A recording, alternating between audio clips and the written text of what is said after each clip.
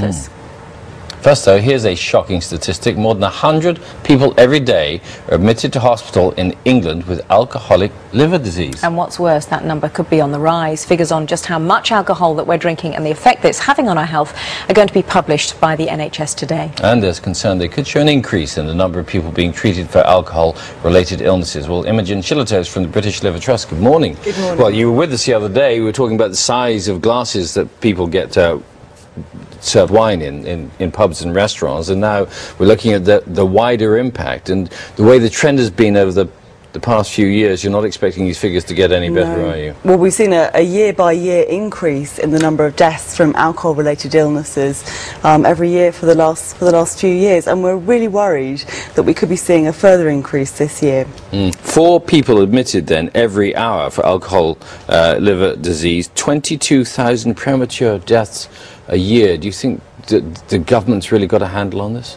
Well, what we are seeing is this increase. So obviously with the number of deaths and the number of illnesses and hospital admissions going up so dramatically, we've got to see some action to tackle the health-related harms from alcohol. It's a debate that comes around regularly and is never really resolved. Is it down to the price of alcohol, or is it down to the stress that people are under, or is it down to wider licensing hours? I think it's a combination of factors. We welcomed the government campaign that was launched on Monday to help people be aware of how much they're drinking, because that's very important.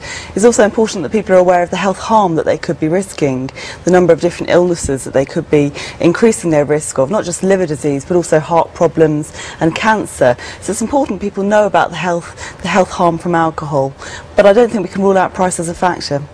Which age group is most at risk then? We're talking about younger people, middle-aged, what? Well, it actually cuts across the whole of the age groups. Children are now drinking twice as much as they were a decade ago, but we're seeing quite heavy drinking amongst young adults and regular drinking amongst older adults, all of which can put the liver and other vital organs under quite a lot of strain. Well, how much or how little alcohol does it take to damage your liver? It varies from person to person, but what we say though is if people stick to the government guidelines, which are 2 to 3 units for women and 3 to 4 units a day for men, give your liver 2 days off a week without alcohol, then you'll be keeping yourself relatively safe and running a lower risk of health harm. But more than that, and you are getting close to the threshold, are you? As I said, it does vary, but for some people they could be risking really serious health problems. Imogen Shillitoe, thank you very much. Thank you. Let's have a look at some of the papers this morning. They're still partying in Moscow after last night's Champions League final, at least Manchester United are. And we're waiting for the fans to arrive, although has Chris got the right terminal? I don't know what they're meant to be here at 7. The front page of The Sun this morning, Van the Man, keep as United win penalty thriller. Ronaldo's picture is on the front page of The Independent. He scored United's first goal, then missed the penalty. I know, amazing for Ronaldo to do that. Of all people. But the leader of the trade union movement in the main story has accused Gordon Brown of lacking a vision for Britain on the eve of the Crewe by-election.